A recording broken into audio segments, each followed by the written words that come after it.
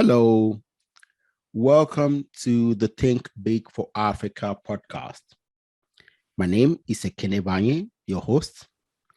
Today, I have a dashing young man from Kenya. He's a climate change activist and the African regional coordinator at Earth Rising. His name is Kevin Mtai. Kevin, how are you? Okay, I'm fine. Good. Kevin, just to tell my audience a little bit about you and what you do, your work. Okay, yeah. So the way I've said, my name is Kevin Mtai, and I'm from Kenya, a place called Soy. So I'm a climate activist and also environmentalist, whereby we usually advocate for climate change and also how to conserve environment, especially not only in Kenya, not only in my area, but around the world. And I've been doing this since like 4 years ago. Mm-hmm. I started it the time I was still in high school, just try to come up with clubs, environmental club in my high school and other, try to tell people, can we conserve the environment? Yeah, so after that, after finishing my high school, I was able to join a medical school college, whereby I also continue to do my advocacy and also my campaign related to different like social issues affecting the community, like anti-G gas, running a marathon of Save Kakamega Forest and different Kakamega Forest. So at the time I completed my medical school and graduated in 2018. That is the time I started to become full climate activist and also environmentalist in this field of conservation and also to fight for climate change around the world. Wow. So you actually attended the COP26 Summit, right? Yeah. So, see, I followed the summit. I saw so many news clips, but I didn't see anything specific to Africa. Okay, so since you attended the summit, so just give us a little bit rundown of the takeaway for Africa. Okay, yeah. So maybe I can try to explain what is COP. So COP26 usually good. It's good. Yeah. COP26 usually the meeting of every country under UN. Usually go to attend this meeting every year. So usually have like a country where is being selected for this meeting to happen, which is a climate conference to happen.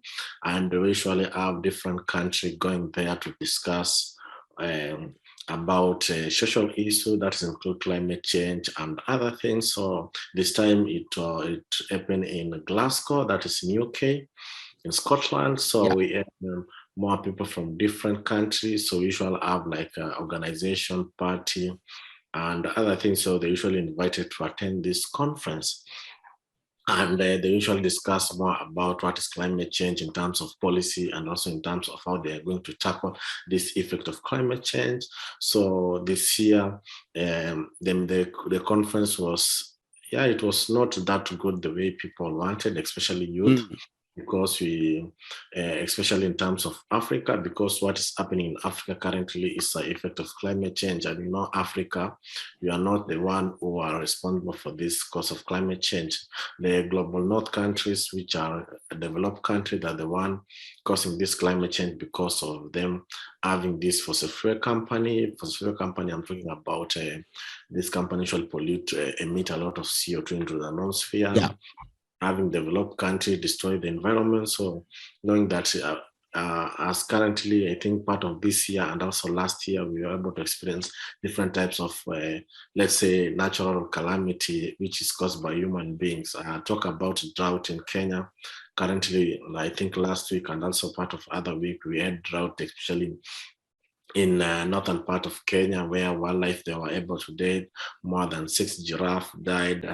Domestic animals were able to die, and it was estimated that 2.1 million people they are going to suffer because of the drought. And also not only forgotten, also Somali, which is also affected. Also talking about Madagascar, which had like one of also the worst drought around here in Africa. So in Africa, they have been experiencing these types of drought. And in terms of this COP to be held in Glasgow, they were to discuss what is known as loss and damage. And one of the loss and damage is just loss and damage is just a simple word explaining the effect of climate change beyond human capability of handling it. So they were to discuss more about loss and damage, whereby loss and damage it indicates that they need to pay. This was stated under America Obama administration during the time Obama was in the government. Yeah, in US in 2009, Obama stated very well that is each year this developed country, global north country, they will be offering $100 billion to each year to global south countries, and up to now they have not offered anything. That's why in this group they were discussing how they can maybe to make sure that developed countries that have been able to reduce their cut or reduce their emission to the atmosphere. Because if you are not going to reduce or to see how we are going to conserve the environment, in the future we will not be having this environment. We will be having disaster after disaster, pandemic, which is very serious for this country to know and to cut off their emission. Because as we talk, Africa is not a matter of climate change. I think in all Africa, we are seeing climate change. Climate change is the thing you are seeing right now. If you can go outside, you see floods, you see like locust invasion. And also talking about also this company, I think maybe if you're from Nigeria, you remember the Niger Delta, the way this company fell, they were able to destroy the environment because of this oil spillage in the Niger Delta, which is not a good thing because you are affecting the environment. And in that environment, we have aquatic animals. And in that aquatic animals, those are fish. They're going to die. And not only fish, but also human beings, they're going to suffer because the whole ecosystem is destroyed. See, unfortunately, many of us do not even understand what is going on in our environment, what causes it. Okay, now see, you are a climate change activist from Africa. Okay, for a long time I hear people like you are doing something, but in a practical sense, I didn't know. I have never heard or hear what you guys actually do. So just help me with this. What do you guys do? And do you, maybe you are not the right person to answer this part of the question, but what are African scientists doing to combat climate change? I don't know if you know. Maybe you work with them. Just tell us. Okay, yeah. So maybe to talk about what maybe youth you are doing. Yeah. In terms of, you have like different types of things. Maybe it usually depend maybe with the countries or around the world, because I can tell you what I was able to do here in Kenya with my friend.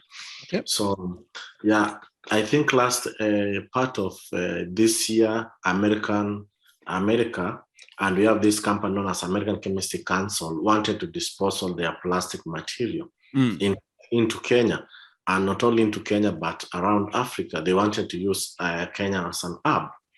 So after Greenpeace, the US Greenpeace and New York Times, they were able to come up with this evidence. So for us here in Kenya, as an activist, you are able to sit down and discuss how can we make sure that this does not happen here in Kenya, because coming and disposal of their plastic material here into Kenya is not a good thing. Even Kenya was able to ban plastic in 2017. And under one of the in the UN, they were able to come up with a treaty or an agreement, which was known as Basel Convention Agreement, which stated very well that developed countries cannot import or export, or they cannot disposal their waste product or material or other material into this undeveloped country. Yeah. So that's one thing we wanted, and we started like a campaign, a strike, and it was able to be successful because the government of Kenya stated very well that they are not going to accept, after us pressurized the US government and also Kenya government, and Kenya government said that they're not going to accept any trade deal which is not environmental friendly. Yes. That's one thing maybe I can tell you. And then the second thing I can tell you, which was just happened, I think last a part of this week. Yeah, I think you are here in UK. We had also our friend who came up with a campaign, Stop Cambo. So Stop Cambo, UK government wanted to drill oil into the ocean, and you know that drilling oil in ocean is very, very dangerous. You see, because you'll be going to affect wild animals and also increasing a lot of things there. So that's why they came up with this campaign, and they were able to go into court. And part of this week, and also I think last week, if I'm not wrong, this week, the court was able to rule out that this company need to stop. So they were able to postpone, but we are still waiting for other confirmation. So those are those things maybe I'm trying to mention to you. The campaign activists usually done. They are trying to advocate for what is happening, especially to the soil environment, and also in terms of seeing how to prevent maybe further destruction of the environment, talking about deforestation, talking about grabbing of land, talking about oil, maybe your other country want to come and drill oil in your country, knowing that, you know, this oil has been having more effect compared to the benefit. I think you are from Nigeria, you're able to identify the scenario in Niger Delta. So those are terms of what activists usually do. We usually do a campaign just to fight and for climate change. And fight for climate change, usually try to fight this company, this individual who have been trying to exploit and also to destroy the environment. So that's what most of the activists and also environmentalists usually do. You can find maybe even sometimes we'll be talking about Kenya, because also last year we were able to run a campaign, Save Nairobi National Park. So we heard like this billionaire wanted to develop multi-billionaire hotel into the park. Inside the park itself. Yeah, inside the park, knowing that this is the only park around the world, unique park with these big 4 animals. So and they know that they can't do that in their own country, in their own parks, you know? Yeah, so I think that's the way they have been see this, like, I think this opportunity for us to grab the land and develop the structure. But for us, we did the campaign and even went to court. One of the lawyers who were representing us was able to held the case for us, and we were able to win the case. So those are things very good, which we have been trying to do, especially in terms of climate activists, just to fight for those people who cannot maybe able to fight, because we have been seeing youth.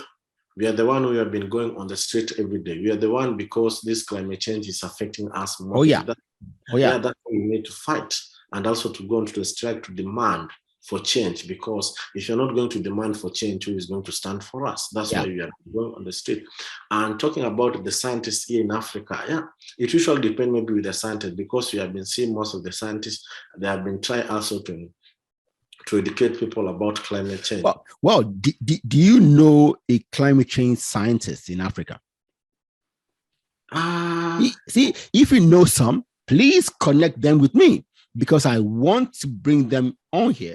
So that they can actually tell us exactly what is going on. Because, see, yes, climate change is happening. Africa as a continent still needs to develop.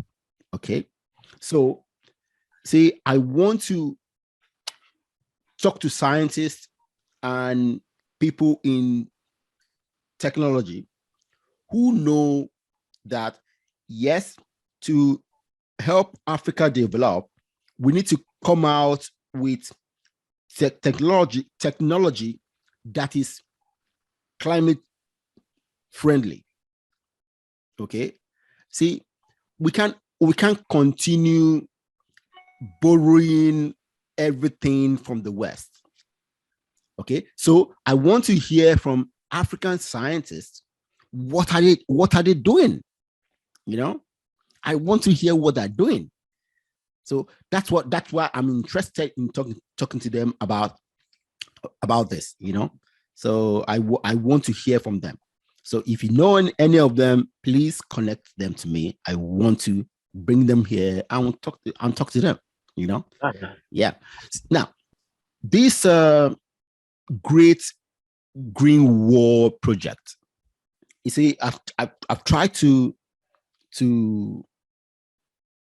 engage them because I follow them on Facebook, so I see what they're trying to do, but I really want to hear more about their work, because it's interesting. Yeah, you know. So do you know anything about their work? Sorry, who? The Great Green Wall, the project. Say they want to raise trees and plants across the Sahara desert from Sahara.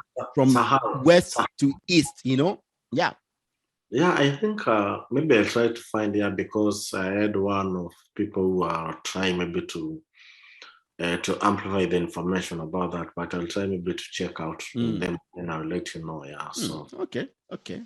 So tell me, when it comes to, see, you guys, the youths, I tell young people from Africa that you guys own this continent. Okay, you guys own it. So I like to talk to young people who are actually active in something that will help the continent develop. Okay, so when it comes to education and empowerment of young people, how do you see that going in Africa?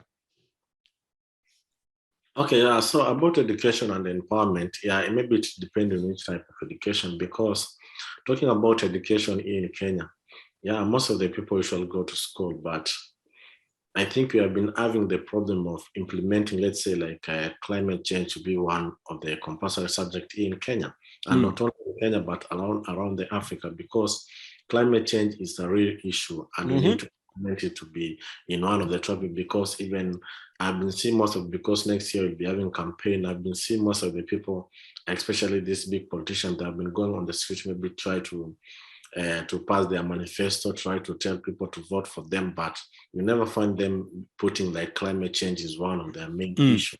Knowing that here in Kenya, we have been experiencing different types of climate change, drought, flood, in every corner here in Kenya. So, and it's high time maybe for especially for the leader here in Africa to try to implement and to put climate change, and also stakeholder to put climate change as one of the compulsory subjects in our education system, so that people can try to learn as they grow. They can know more important of conserving the environment, because most of the leaders usually see person have been given, let's say, a job like, can you go and run maybe the environmental sector? And that person does have a knowledge about environment. Exactly. So that's why you usually find those people are not interested maybe to fund and also to support these youth who have their initiative like tree planting and other things here into Kenya. That's why also government need to invest the way they've been investing in different sectors. They need to invest especially in youth, because youth, they are the one who have been trying to come up with initiative, to come up with innovation on how they can go to conserve the environment. And if the government can come in and invest I think we no longer have maybe this issue of people doesn't understand what is climate change out what's not the environment. That's true. It's very important that politicians and our leaders understand these issues, because it's the biggest issue that will affect Africa in the next 20 years. And see, if they understand these issues now, they can now invest in science and technology that will combat this, as well as provide all the necessary things that Africa needs, So I don't know what we are doing as a continent.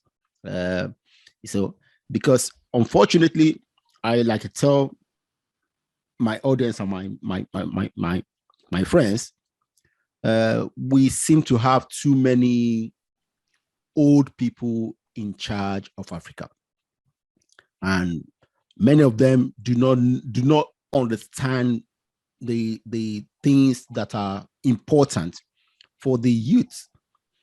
And you guys own the continent. 70% of the continent are young people, So I don't know how we can get these leaders to buy into, to understand, to learn about climate change. Do you have initiative where you meet these politicians and to discuss these things? Yeah. I think we have been having, especially the time I was in COP26, I was able to invite to speak in African Pavilion alongside the Minister of Environment of Egypt and other big people. And there we had also like politicians, especially from Africa. And I was able to tell them, they need to understand why most of the youth, they are very angry. They're not mad, they're just angry for what is happening around the world, because you have been telling them climate change is happening, and most of them, they are not taking it serious. And that's why you see most of the people on the strike during the time in Glasgow, Friday and Saturday.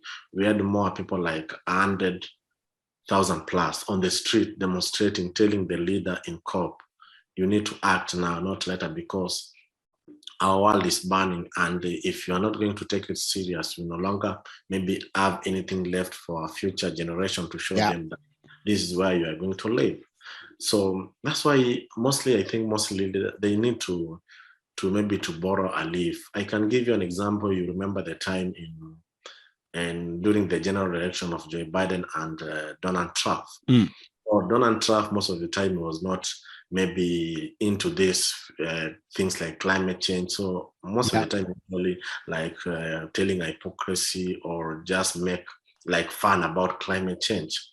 But also one of the things which was able to see that most of the youth vote for Joe Biden, because Joe Biden, his manifesto was mostly supporting especially youth. That's why you find most of the environmental organizations there in the US, they were able to support Joe Biden, not Trump, because what Trump was believing.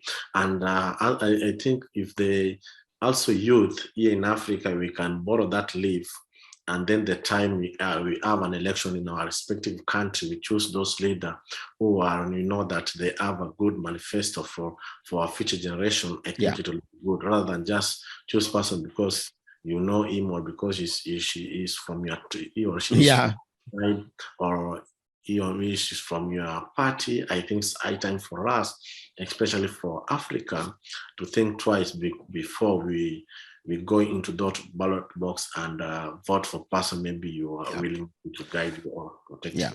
Well, see, there's a big difference from the West and Africa is that in the West, young people, or maybe majority of young people at least understand something about climate change. Okay. And they do something, even if what they do is minuscule, but they do something. Okay. in Africa, the same demography of young people do not really understand these things. Okay, we have limited number of people, young people who understand these things.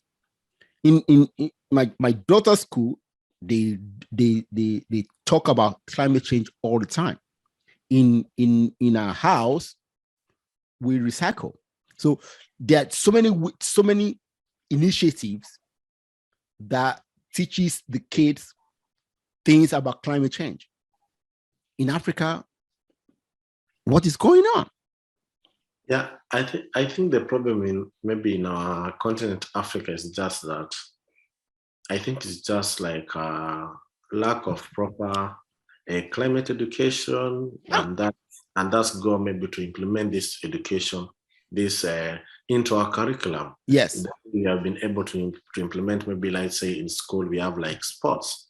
That's why you shall find most of the people here in Africa, they can name for you every player of Manchester United, yes, every player of Arsenal, every player of Chelsea, every player of Liverpool, every player of Tottenham, because of they have been able to learn and to practice them the time exactly. So if we can have that maybe about climate change in most of our school, I think the time will be reaching, people will be saying about climate change. Yeah. So I think this just, we need to have a proper planning for our education system to include most climate change.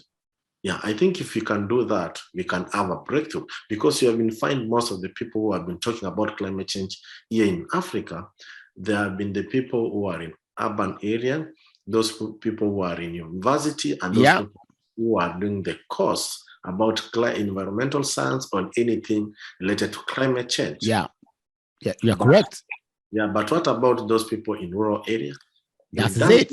They doesn't understand what is climate change, because most of even though it affects them very much, it affects their farming. But they don't understand these things. So we find most of them, they usually believe climate change is like a curse or a norm. Yeah.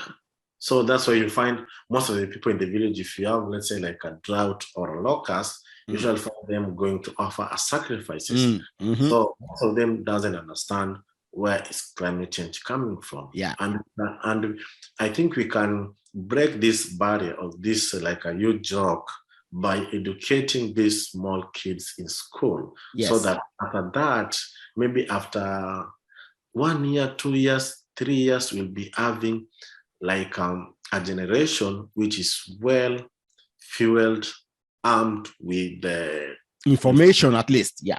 Climate change. Yeah. Yes. So, Kevin, tell me, do you have any special projects you're working on right now?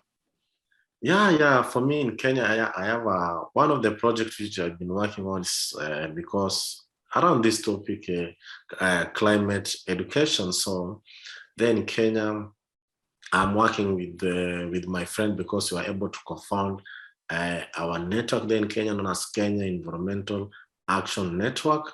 So we came up with a project known as Bustani Garden, where we have been trying to go to school to educate them more about climate change, how to conserve the environment, how to conserve the soil, how it's very important for you to plant tree, how it's important for you to plant vegetable. And we have been doing that by developing gardens, and also a tree nursery in those schools. So you have been able to do in 4 schools. Yeah, good. So the time I will be back into Kenya, because we have been able to find one of the people here in UK.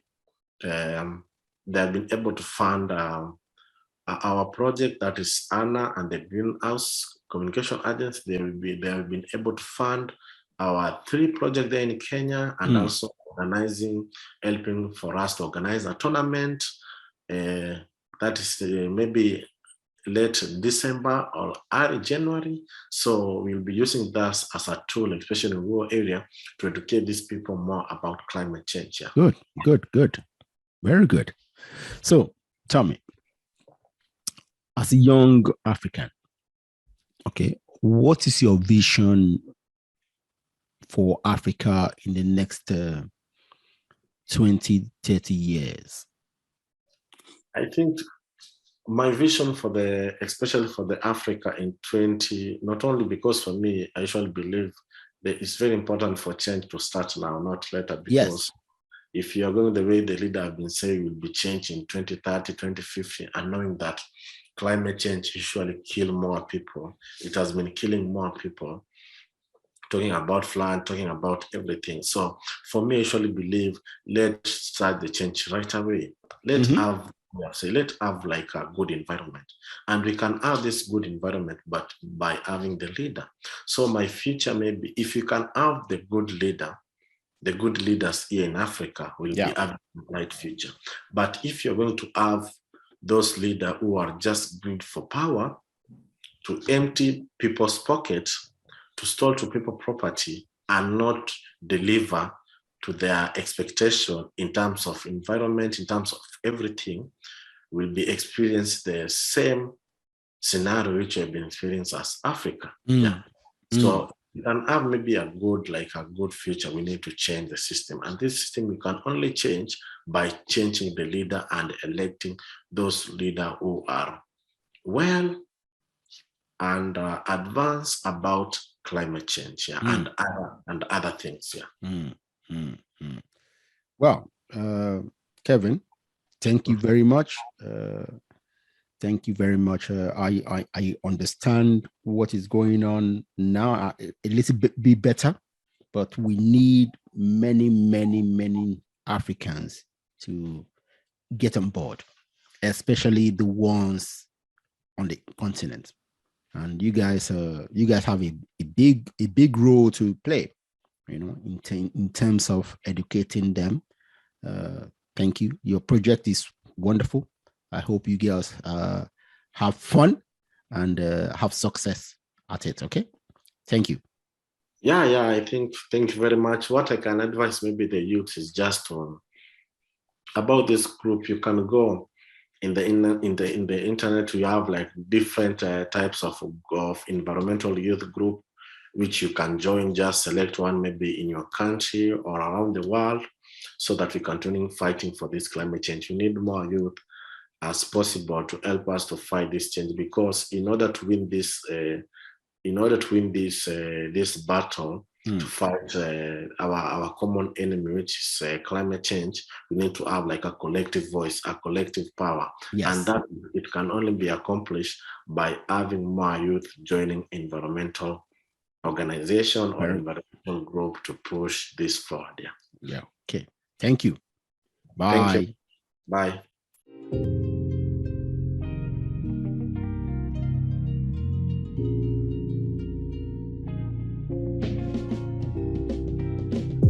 Listen or watch more episodes of Think Big for Africa podcast with new guests every week. Subscribe to ensure that you are notified whenever new episodes are available.